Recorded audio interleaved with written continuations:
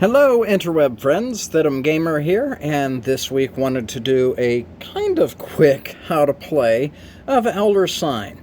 Now, as I mentioned in my review video, this is a game from Fantasy Flight Games. It is part of the Arkham Horror Files, so it is a game that relies heavily on H.P. Lovecraft writings for its material.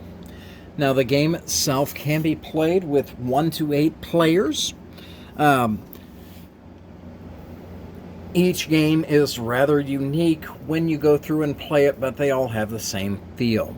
Now, to set the game up, you'll go ahead and lay out all of your item decks. You'll lay out your event decks. You'll set out your clock, set it to midnight. Each player will choose a character that they're going to play as and gather up their starting equipment. You'll also lay out 6 location cards, just the normal locations, not the otherworldly cards. And then finally, you will choose what Elder God, Ancient One, however you want to term it, that you're going to be playing against. One other thing that I like to do when setting this up is, as you can see, this Elder God needs 13 Elder Signs to beat them. So I lay out 13 Elder Signs. They also can have up to 11 Doom tokens before their Doom track is filled up. So I'll go ahead and lay out 11 of their Doom tokens. I also go ahead and lay out a few extra sanity and stamina, as well as clue tokens that we will be achieving throughout the game. Gameplay is rather simple. Each player will go ahead and take a turn. They will choose what location they're going to, or they can go to home base. They will lay their character token on the location that they're playing and gather up the dice that they are rolling with. Now, every player is able to gather up all the green dice that are available to roll with. In addition, they can use their item cards in order to grab either the yellow or the red dice. And there are even some characters that allow you to grab those dice without an item card. On the locations, you will go ahead and roll the dice to defeat the tasks on the location. For example, the administration office, you have to roll a scroll and 9 investigation symbols. The administration office is nice in the fact that you can do these tasks in either order. Some locations make you do the tasks in a specific order. The Medusa exhibit has 3 different tasks, but you have to do them in that order. If you succeed with your rolls, you go ahead and get the rewards listed on the card. In this case, it would be 2 clue tokens. If you fail, you get the penalties. This case, you lose 1 sanity and 1 clue token if you have it. Some cards have what is called a terror. This one is actually rather nice to begin with.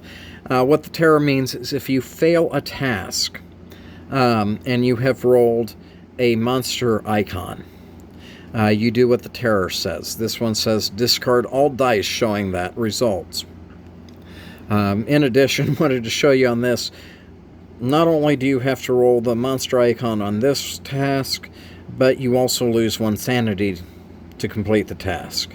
Same here, you roll 1 scroll and lose 1 sanity.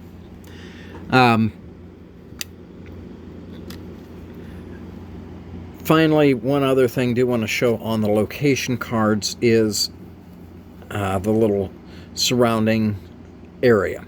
That means that if you were told to draw a monster, you would place the monster on one of these cards. If none of these cards are available, then the monster will go at the bottom of a card that all players choose. But let's go ahead and get into the actual gameplay. So I'm going to take Monterey Jack, that's the character I chose, and try to beat the administration office. So I go ahead and roll the dice, and I'm sorry, don't have a lot of room to show you all this dice roll with the camera I have, but we'll see how we can do. Alright, I rolled 2 scrolls and 4 investigation tokens. I'll go ahead and complete the scroll task, because I did beat that. I did not have the 9 investigation tokens I need. So I'll place the dice showing that that is completed, and I'll pick up the remaining 5 dice. Now, as I have a lot of those investigation tokens to roll, I'm going to go ahead and play an item that lets me add the red dice to my hand. I also get a clue token using this card. So I'll go ahead and put that card at the bottom of the unique item deck and pick up the red dice along with the remaining 5 green. Go ahead and roll those. And I have 2, 4, 6 investigation tokens, 2 skulls, and a monster. I do not have the 9 that I need. Now I can do one of 2 things here. One, I can discard 1 dice, or I can use my clue token to re-roll any number of dice in that roll. I'll go ahead and use it to re-roll. And here I gained the additional 3 that I needed, so I now have 9 investigation tokens. I beat the task. Had I not rolled that, I would keep removing 1 dice from the rolls until I have no dice left or I cannot complete the task. If I cannot complete the task, I go ahead and fail it. In this case, I would lose, again, 1 sanity and 1 clue token, but since I did beat the task, I get the rewards. I get the 2 clue tokens, and I get to keep the location card because it has trophies on it.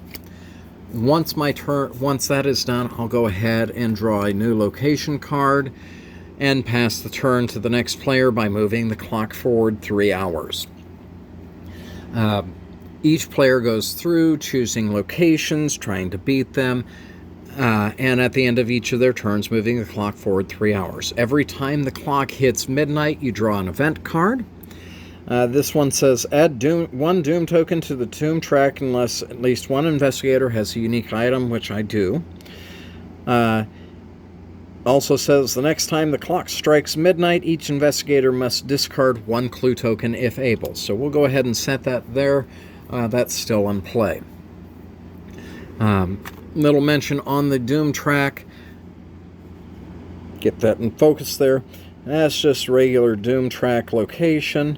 These are monsters, so every time you lay a Doom token on those, you play a monster from the Monster Cup. Monsters are just like the tasks themselves. In fact, let me go ahead and grab one right here.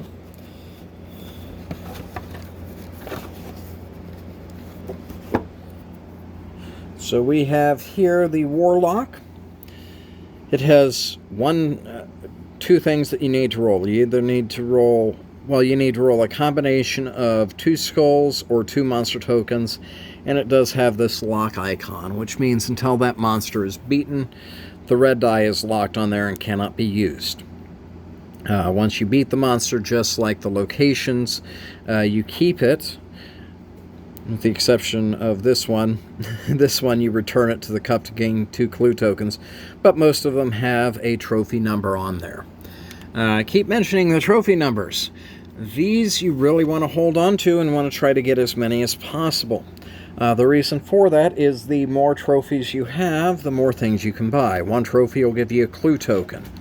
2 trophies, a common item, unique items, spells, allies. If you pay 10 trophies, you can get an Elder Sign. To beat the game, you either have to gather, for Haster's case, 13 Elder Signs before he awakens, so 13 Elder Signs before 11 Doom tokens are played. Or, if the Elder God awakens, with the exception of 1, you fight them to remove Doom tokens from their track. Now, we'll go ahead and show a quick run-through of that.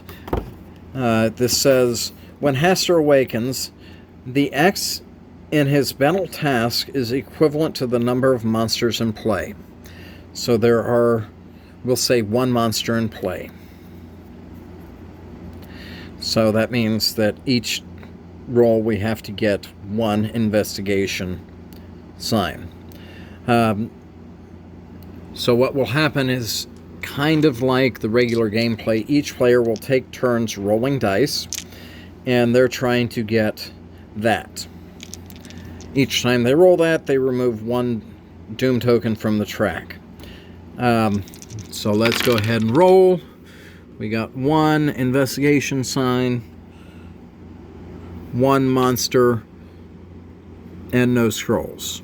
So we go ahead and remove one dice from the roll and go again.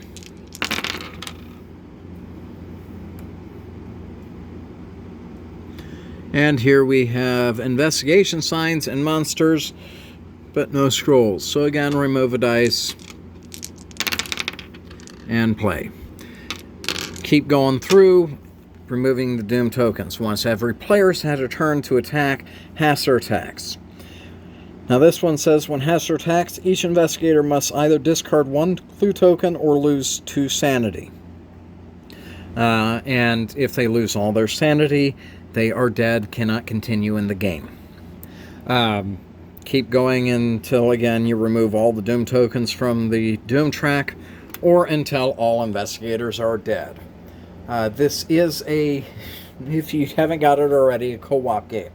Every player is playing to achieve the goal of beating the Ancient One. There is no single winner, but if you lose, everybody loses. Game is, again, about 45 minutes to play through a full game, depending on the number of players you have, depending on the Ancient One that you draw, and your luck with the dice. It is rather fun, especially if you do like co-op games. If you're not into co-op games, unless you want to play this by yourself, would not recommend this game to pick up and play. To my knowledge, there is an expansion to this game. I don't have that as of yet, but if I do pick it up, I'll go ahead and do a review of the expansion. If it's anything like Arkham Horror, I'm expecting that there's a few more character cards, maybe a few more Ancient Ones and location cards and things like that. The game is fun. My kids and wife all like to play this when we have a chance and have the time to play through. Does not have as many rules as some of the other games in the Arkham Horror files, so it's a little quicker to pick up and understand the gameplay itself. But as always, this is Thidumgamer. I am hoping that you have a great week this upcoming week, and I do hope to see you soon.